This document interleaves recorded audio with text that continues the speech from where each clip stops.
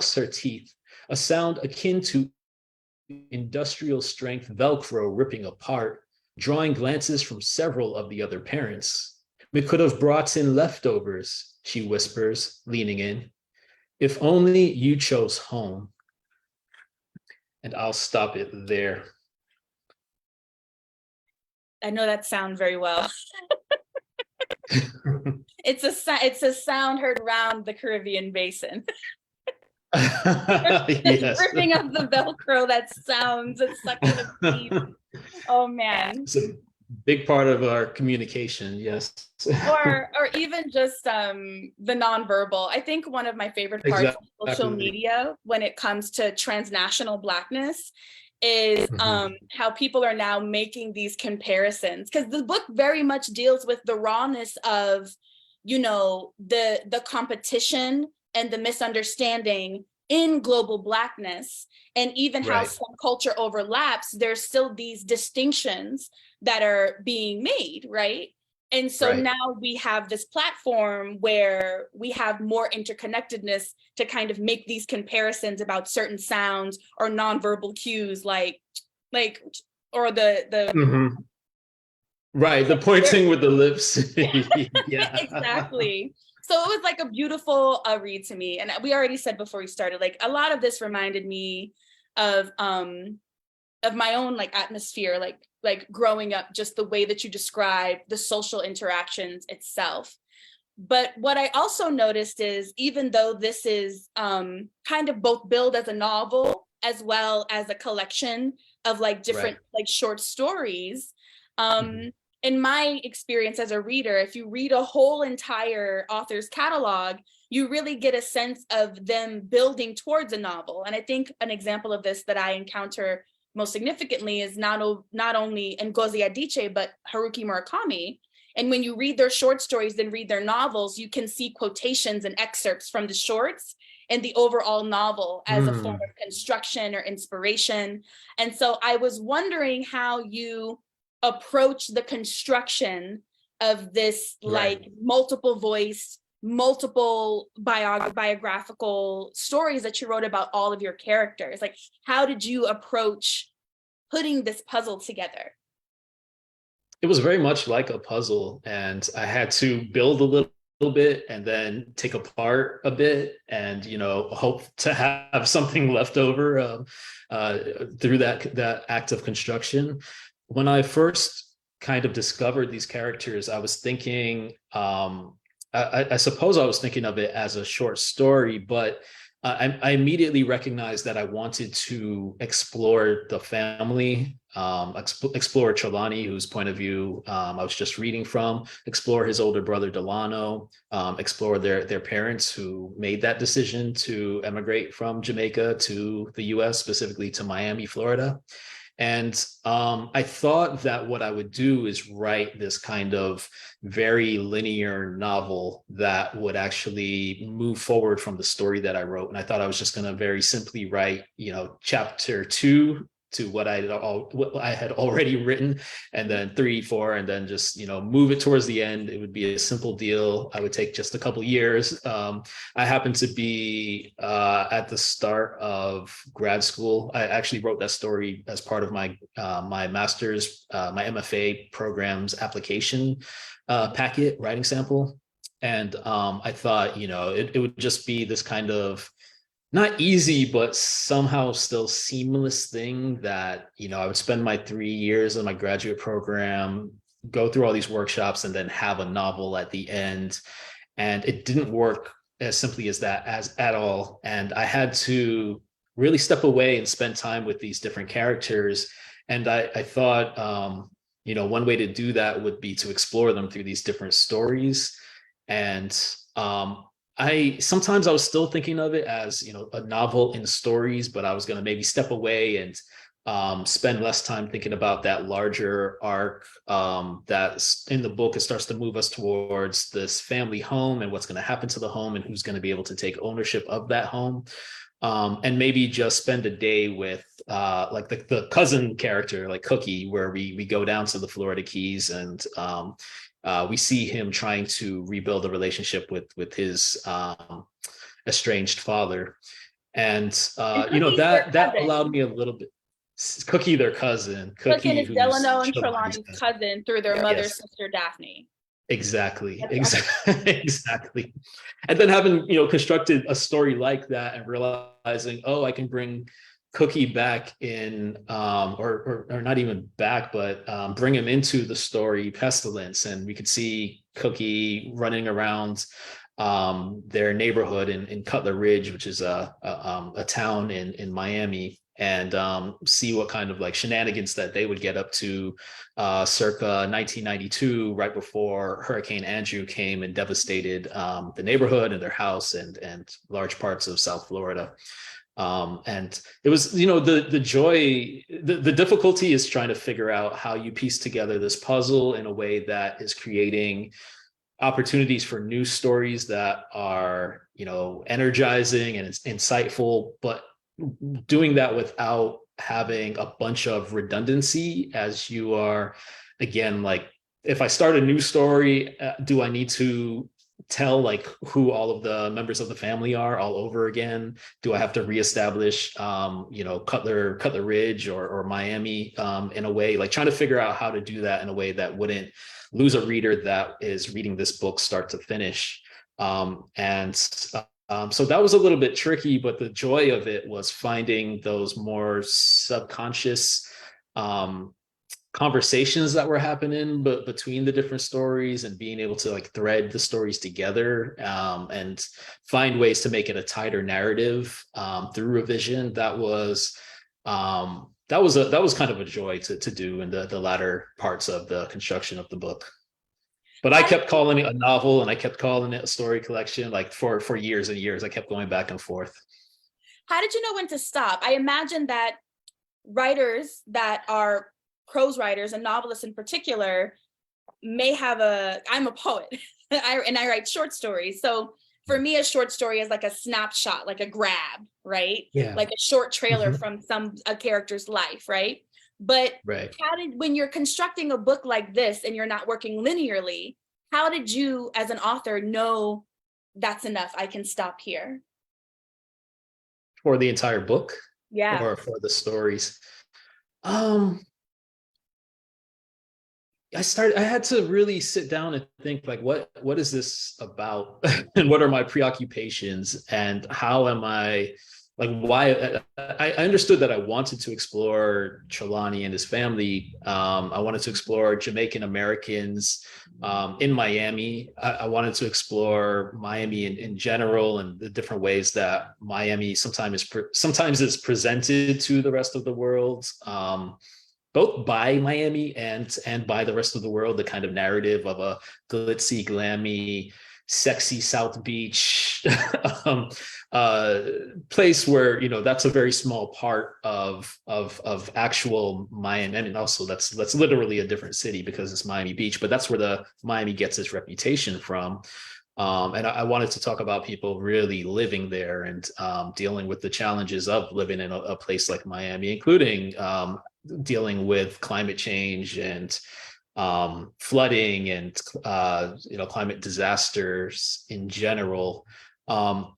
And I wanted to talk about father-son relationships. And so I eventually kind of listed out all these different threads and thought about, well, how am I introducing these threads into the book, and how am I creating a kind of arc or a satisfying journey along the lines of these threads? How am I demonstrating a kind of beginning, middle, and end portion of this narrative so that it feels like it was worth the ride and worth the journey to go along with these characters, and then thinking about the family home as a kind of foundation for exploring the family upon arrival and Trelawney in his early life, and then what happens to the family and how they kind of split apart in different ways, and figuring out what that house could represent in terms of especially thinking of my main character, he's the second born child in this family.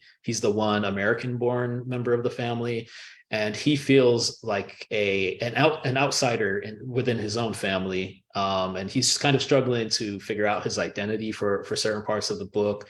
and also trying to figure out why he's not the favored son in this family. And he comes to believe that if he can purchase his father's house, and his father needs somebody to purchase this house because he's gotten himself in trouble with it, Trelawney believes that he can, earn his father's love, make himself whole in a way, which is, possibly not the right thing he should be trying to do, but that is what he tries to do. So building that narrative around the house and seeing if he can actually achieve that goal, and actually see, the dangers of trying to do so, was one way to think about, well, how do I come to an end and close out this arc, and see if he, will he or won't he? In a way, we have a dramatic question: is he going to be able to do this thing?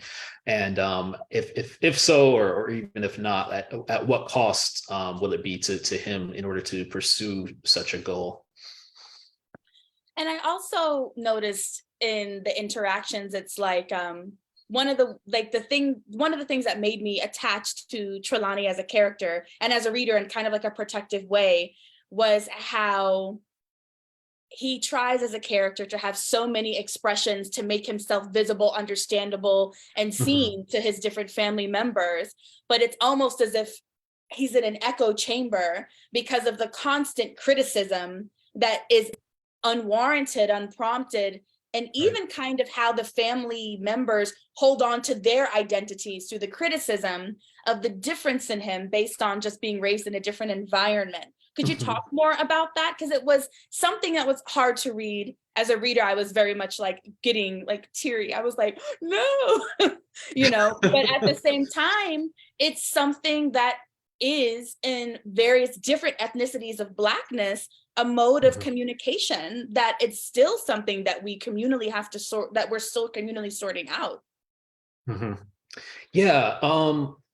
Trelawney, I was reflecting on my own experience as somebody who grew up in Florida, who grew up in Miami primarily, and thinking about the way we can be, I haven't been in elementary school for a very long time at this point, but thinking about, right. Well, especially thinking of Florida, kind of an indoctrination and the creation of a certain kind of patriotism, and this idea of American exceptionalism that is, a major part of the lesson plan.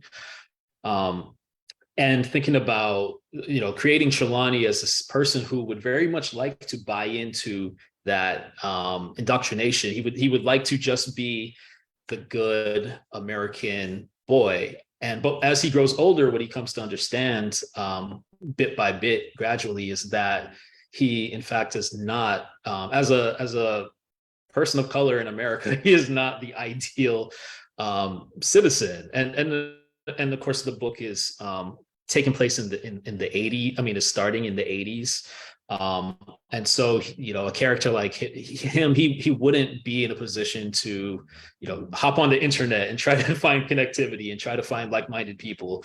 And so what he finds as he's getting more and more messages that maybe he's not the ideal all-American boy is that maybe he could be the ideal Jamaican, and maybe he can reinvest in his lineage and his heritage, and become this Jamaican. And he takes it to a point where he spends a summer in Jamaica and he starts dating a Jamaican woman, and he has these fantasies that he is going to marry back into his Jamaicanness, and starts looking into ways to get his Jamaican passport, trying to do all of these things that in a way will allow him to find a community where on site he won't be kind of ostracized or put into a different kind of outsider category.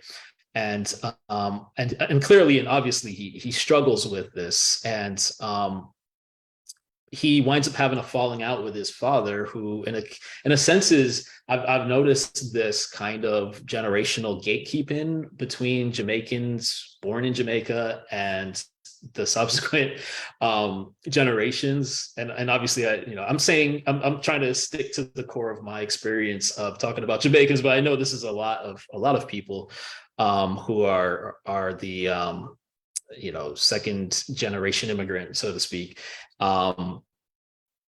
His father is gatekeeping his Jamaicanness, or gatekeeping Jamaicanness from him, and so they wind up having this argument where Trelawney, he comes to believe, because he spent a little bit of time in Jamaica particularly among the middle class, the more privileged Jamaicans, he comes to have an idea that his parents never should have left.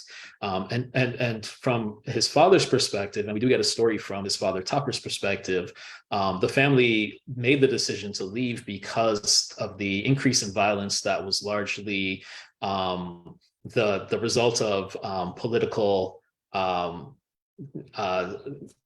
discord, there's a lot going on in the 1970s in Jamaica, and the parents made the decision for the safety of the family. And so when Trelawney, who's never lived in Jamaica, doesn't actually in fact know that much about what the family went through prior to making that decision to move to the US, it's a very hurtful thing for Topper to kind of hear that he and his wife Sonia made this big mistake and kind of ruined the lives of their children by making that decision. And so I wanted to look at it from both of their perspectives. When I go to Jamaica after about a week or so, I do find that I can breathe easier, and I'm surrounded by Black people of all shades, and who are just kind of, when they hear me speak, they're like, oh yeah, you are an American. You aren't necessarily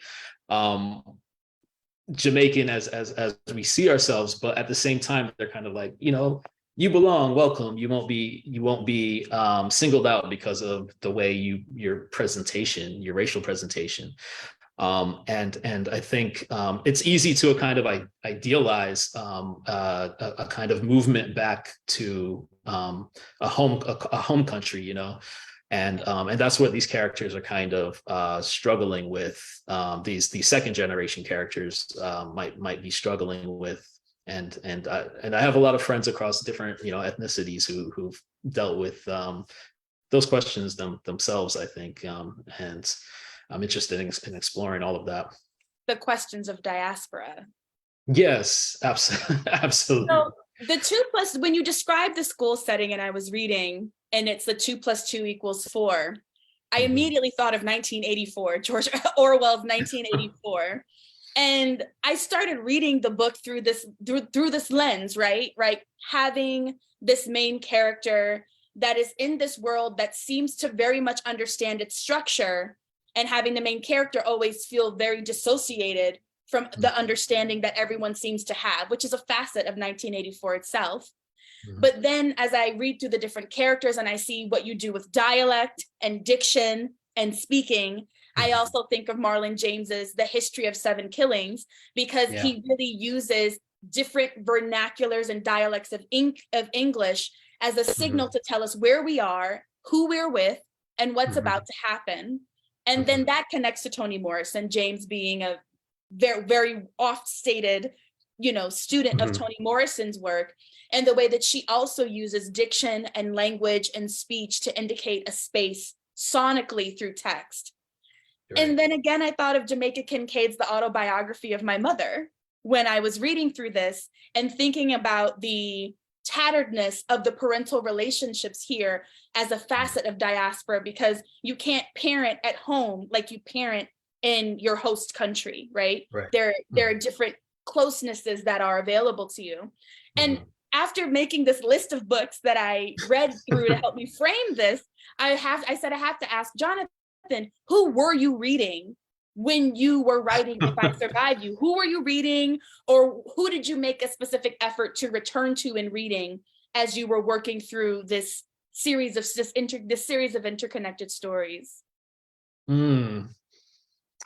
Yeah, I mean, A Brief History of 7 Killings, that was a wonderful read for me, because if you notice with most of the book taking place in Jamaica and being told by Jamaican characters, there's a lot of characters. There are American characters and there are other characters, but if you notice like the way the dialect works, you're getting different Jamaican accents, which I absolutely love. Because when people say like when people in the US say a Jamaican accent, it's kind of this boiling down to in the way like, you know, I suppose a Jamaican could say, you know, an American accent, you know, as though there were one. People start yelling work, work, work lyrics at you. You're like, that's not right. So I found that really informative. It was also an informative book thinking about it. I mean, maybe informative isn't even the best word, but I grew up with all of these stories from my parents, who themselves emigrated in, I think it was 1979. I was born, you know, about a year later, in the U.S. But I grew up with these kind of narratives about Jamaica and about the reasons why they left, but also like Jamaica and pre-independence as this kind of idyllic place, even even for people without much wealth. And it was heartening to see versions of Jamaica that I grew up with actually written on the page, because I had never seen that before. And especially because he's writing about a particular time that is really a turning point for the history of Jamaica. It was important for me, I think, to actually see how that was written. Anyway, so that was one book out of very many. I'm a big fan of Justin Torres's We the Animals, which is a kind of novel in stories, as well. Most of the chapters are kind of self-contained, or they work as standalone self-contained stories.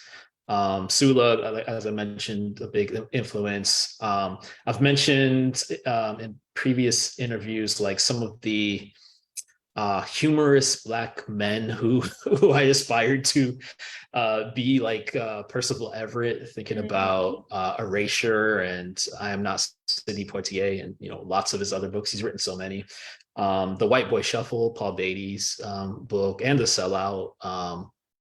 Thinking about like how to bring tenderness to the pages of exploring Black boyhood in a way was really important to me, and those are a couple of authors who did it so wonderfully. And then there's like Edward P. Jones, who the way his subject matter being DC, that's kind of his playground, black people in DC.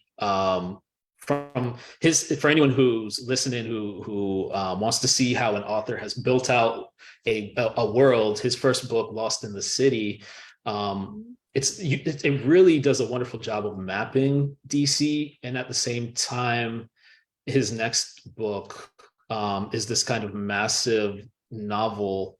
It's called The Known World, and you see how the novel actually links back to the story collection, and then his third book, second story collection, all of the stories in that book speak to the first collection. And so it's like book by book, he's just building out a world that's ever expanding. And so in thinking of somebody who writes really well about place, that was a great one. There's a Cuban American author, Janine Capo-Cruzet, who wrote How to Leave Hialeah. Hialeah is a part of Miami-Dade County. And finding somebody who was writing about, again, that like second generation immigrant experience, and it was about Miami, and so it was like about a part of Miami that I'm not as familiar. I mean, I'm familiar with it, but I wouldn't know the ins and outs of it the way I know my parts of Miami. But seeing how she constructed Miami on the page was really influential as well. And I could go on and on. I was really hugely inspired by writers that are associated with the Harlem Renaissance. Nella Larson, I'll probably stick with her. Quicksand and Passing were hugely influential. I don't think I could have written the book without having read Quicksand in particular, and the way she writes about the nuances of Black womanhood and biracial womanhood at the time, and how people respond to her body in these different ways, and her identity in different ways, depending on whether she is in Scandinavia or the American South or in Harlem or in Chicago. And, that's something that I'm also interested in, how geographical location changes our relationship or can alter our relationship with our identities. And so that was hugely influential. And one part of the book, and I mentioned this to you before as well, before we started, this is an intense and gorgeous read, right? And when I finished it, I almost felt like, oh, I should have done that slower. I should have done that slower because I was enjoying the book. But I was very much taken with how women were constructed and their chosen transients. There's this part in the novel where Sonia, Trelawney's mom, says, I raised and dealt with your father. I raised and dealt with you boys. I've spent my life taking care of men, and now it's time for me to choose myself. And Right. every single woman in the book makes a decision in her own survival. And there's so much agency in their decision making that's juxtaposed with the struggles, right, that the men face in finding sustainable work, Right. being providers while also being racially stereotyped and also racially pigeonholed. And Trelawney has several experiences where he actually makes money playing this expected role for individuals who are white appearing or just white. And so I'm really interested in how you decided to approach this feminine perspective, because usually it's challenging to read how Black women are represented when they're not represented by themselves. But this here is very tender, it's very intimate, it's very agential, and it's extremely honest. And so I wanted to know how, as an author, you worked toward these women characters who feature so centrally and prominently and agentially in the book itself. Hmm. Yeah, that's a beautifully stated question, first of all. Thank you. Um, I hope it's not a too disappointing an answer, but I think I was just drawing from life. At a certain point, my mother was very much a single mom herself. My parents divorced when I was about 12 or 13.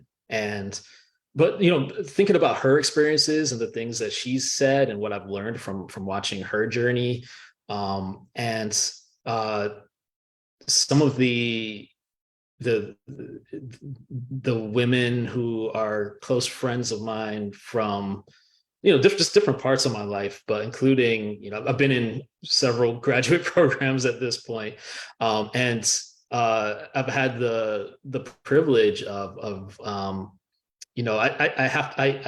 I walk around in as a man, as a Black man.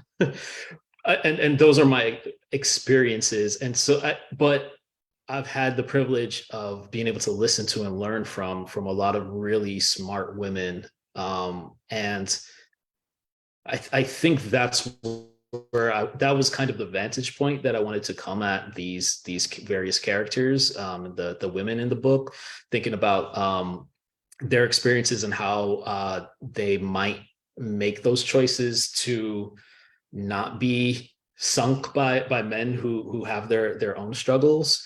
And I didn't want to, I mean, at no point was I trying to I don't know, like tear down the men and their struggles, because I think their struggles are really valid. But at the same time, that doesn't mean that the women have to suffer because those men have their struggles. And so I mean, that's kind of how I was looking at it. But then also, the playing field that all of this is happening in is kind of like, rampant capitalism, where I think some of those relationships in the book, not all of them, but some of them might have survived if there were greater safety nets for some of these characters. I mean, regardless of gender. And the family is struggling to survive capitalism in a way, and struggling to survive the move. And it was important to me that they were middle class Jamaicans who who didn't come to the US for, upward advancement.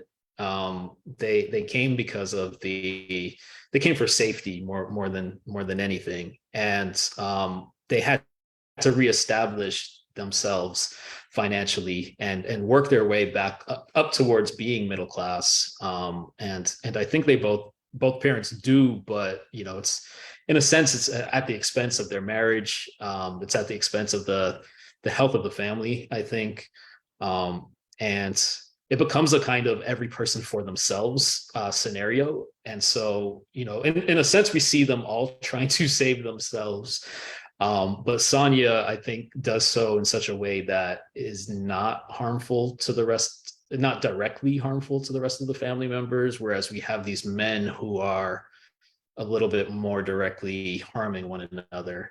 And that's probably that's probably coming from a lot of my just experiences with people, and who's willing to do the cutthroat thing to stab one another with the rusty spoon, and who's and who's more like, I'm gonna step away, and that's gonna have to be the healthy thing, and you as my sons are gonna have to be adults, be men, and find your way in the world. But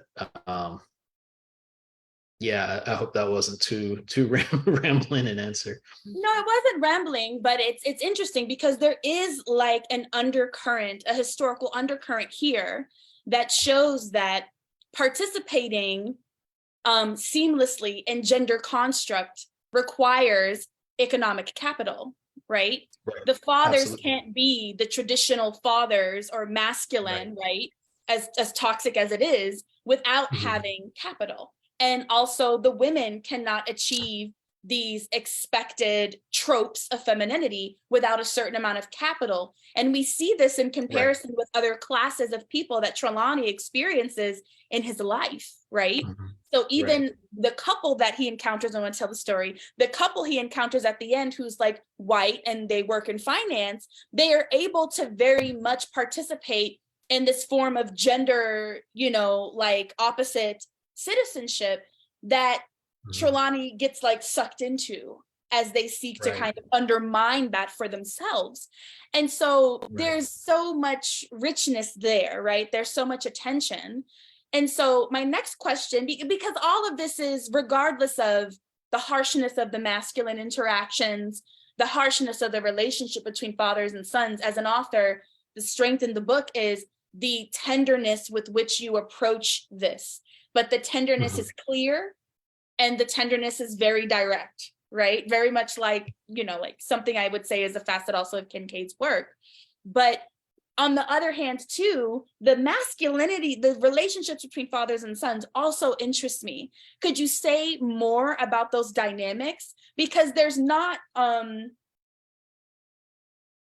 think the strongest relationship is between Delano and Topper, his father. The one that remains most consistent, that Delano is complicit in, right? Being born in Jamaica as a character. So could you say more about like those dynamics around masculinity and just capital as well as it's expressed in the book? Yeah, I mean, it's interesting to me. We at one point in the book, we see that the boy's father, Topper, he himself, as a young man, wanted to be a fashion designer. And so he has these kind of, there's an artistic streak in the family. And we see it kind of starting with him. But his father tells him that, at this point, he's a young man, he's living in his father's house. And his father says, in brief, no, I won't support this. And if you want to pursue that, you can leave my house. You won't have my financial support. Or you can work for my construction company, and that is how I can help you be a man and an adult in the world. And he criticizes his Topper's interest in art as unmanly, and Topper resents it at first, but he, that's the choice he's given, and the choice or the options he's given, and the choice he makes is to go ahead and work for his father. And once he's in the U.S., we see he wants to fall back on art for a moment, and we see it doesn't work out for him. And what does work out is this: he takes a loan from his father, which again, he's at least so privileged that he can actually receive a loan from his father, and he starts his own business, and it's kind of a construction business. And his son, then his firstborn, Delano, doesn't get into, he does help him with construction, and they rebuild the house together.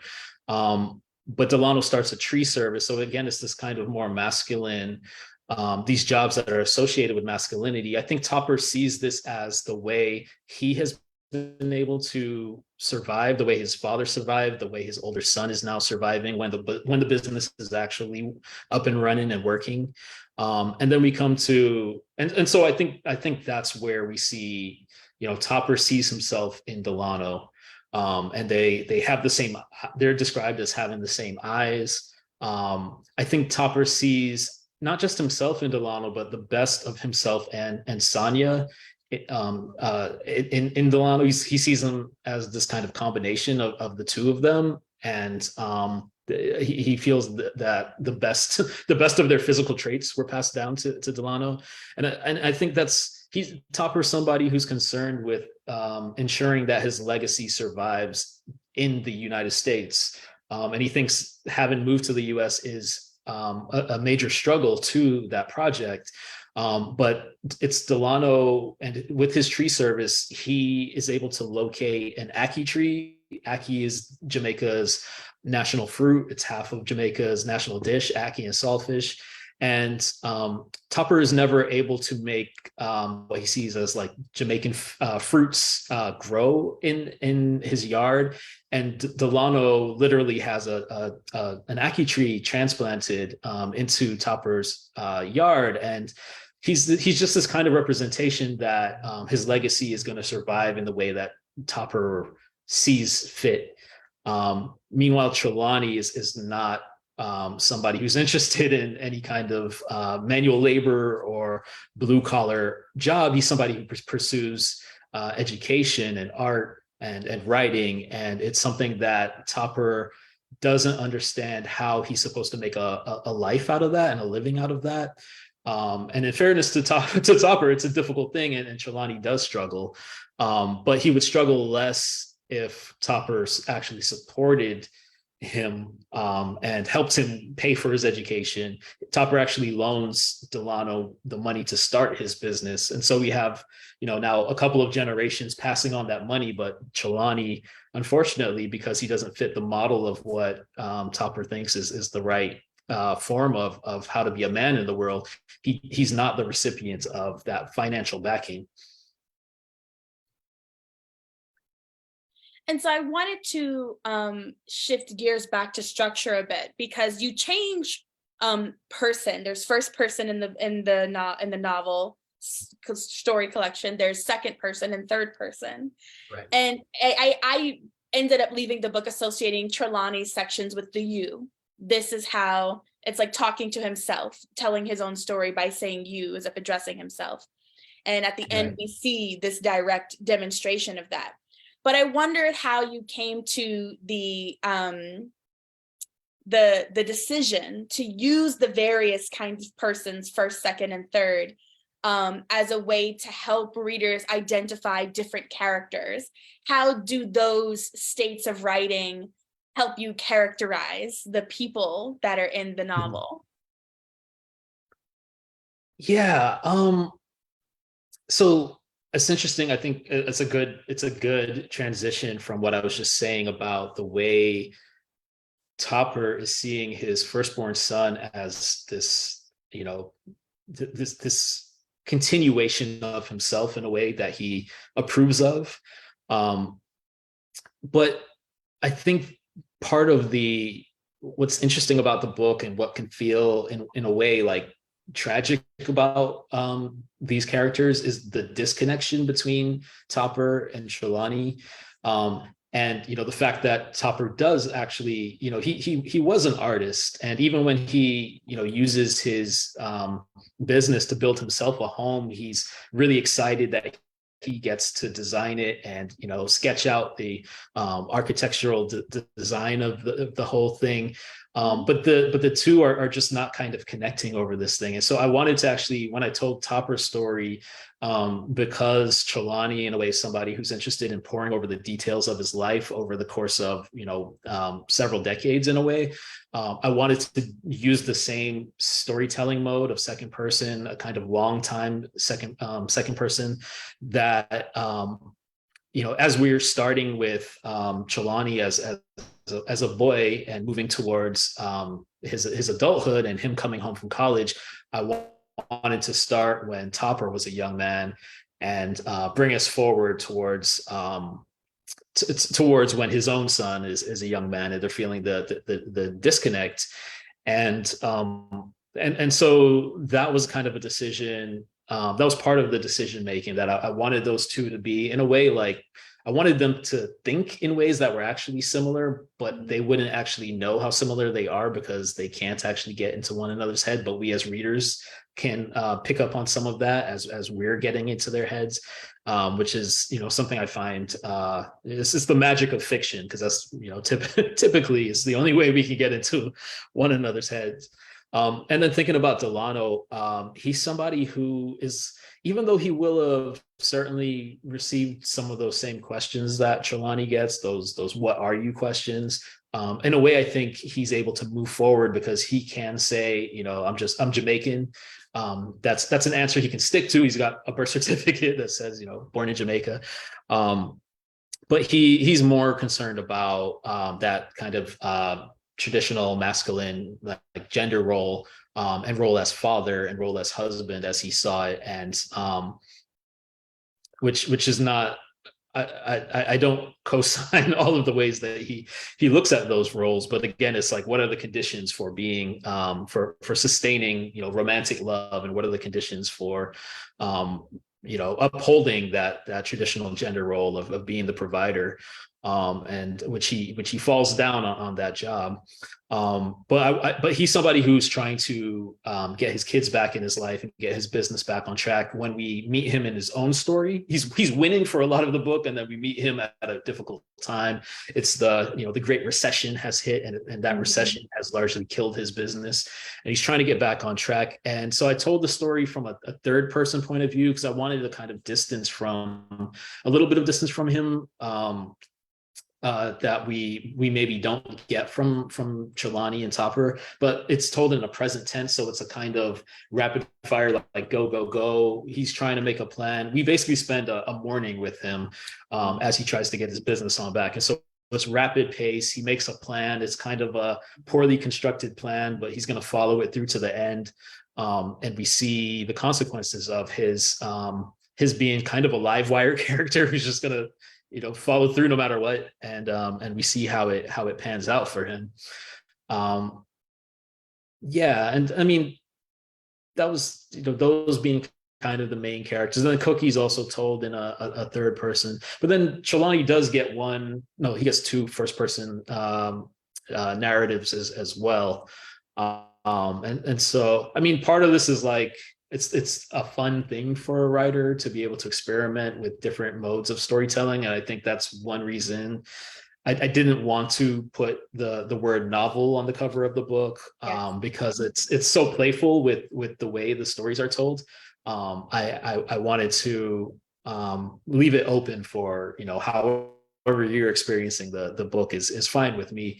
But there's the story Pestilence, where it's clear to me that he's an adult looking back on his childhood and looking at the disconnect, some of the earlier disconnections between himself and his father in particular, and the ways that his brother related to his father in a way that he never did, and thinking about some of those kind of misguided fatherly lessons that are passed down from Topper to the boys in terms of what it means to be a man.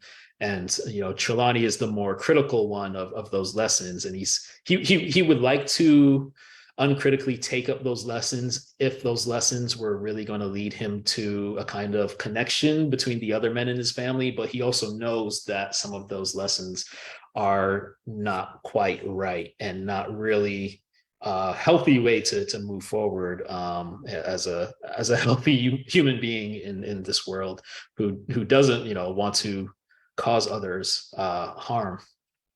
Right. And it's so much a facet of like relationships, right?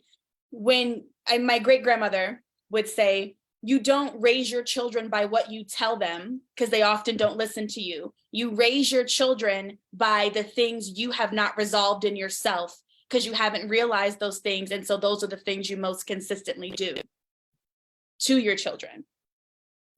And I was thinking about Right. that when I was reading this, like thinking about her saying that to me. But we're at time, but I do have like one final question. And hopefully it's like a teaser. Everyone go buy the book, read the book. It's great. It's wonderful. So I really received this as a book with no endings. We leave these characters midstream and like incredible moments of betrayed trust, especially a betrayed trust between what they expect of their parents or have been taught to expect from their parents and what they do and don't receive, right? But the last line, the last thing of the book says, forgive yourself, forgive yourselves. Why end there? So I saw Trelawney as someone who is, as a young person, he's the recipient of a kind of lack of love from his father. As he sees it, he's the recipient of these questions about his identity and these denials about who he is. He's not American enough. He's not Jamaican enough. He's not Black enough. He is struggling to figure out who he's going to be in the world. He's not masculine enough, for that matter, for his father, and he starts to. He's not ruthless enough. His father says that he should be very grateful that when Trelawney says, you and mom never should have left Jamaica, his Topper responds, and he says, you would never actually survive in Jamaica. You're too soft. He actually thinks he won't really survive in Miami, and to Topper's credit, Trelawney does struggle to survive in Miami, but he believes he's not ruthless enough to survive in the actual, not the theoretical world that we all lived in, but the actual world that we live in. And so Trelawney starts to do things. He starts to explore, like, how can I be ruthless if the conditions for upward advancement and for being a human being who survives in this world, is it ruthlessness? And he explores that with other characters, and he starts to internalize a lot of these early lessons. And by the end of the book, I think he's starting to understand that he's replicating his own trauma over the course of the time we spent, over the course of his life and the time we spend with him. And I think it's where I think we leave the book with a kind of hope, is that he seems to be understanding that he's started to create his own problems, and he doesn't necessarily need to do that. And I think there's a kind of understanding that, if he's going to continue to fixate on what his father did wrong as a parent, it's not going to lead him anywhere healthy and good, and it's only going to lead him towards more destructive tendencies. And if he focuses on the damage and harm he's caused himself, that's also going to do the same. And so I wanted to leave on that possibility that he's going to move forward and with kind of healthier ways. Well, thank you so much, Jonathan. We're not going to keep you all much longer. I could continue talking, obviously, about the book, but we were honored to have you. Make sure you catch us next month. We have Bettina Judd, amazing poet, coming to talk about her latest publication as well. So we'll see you again soon. Thank you again, Jonathan. And Ari's going to take us out. Everyone have a wonderful weekend.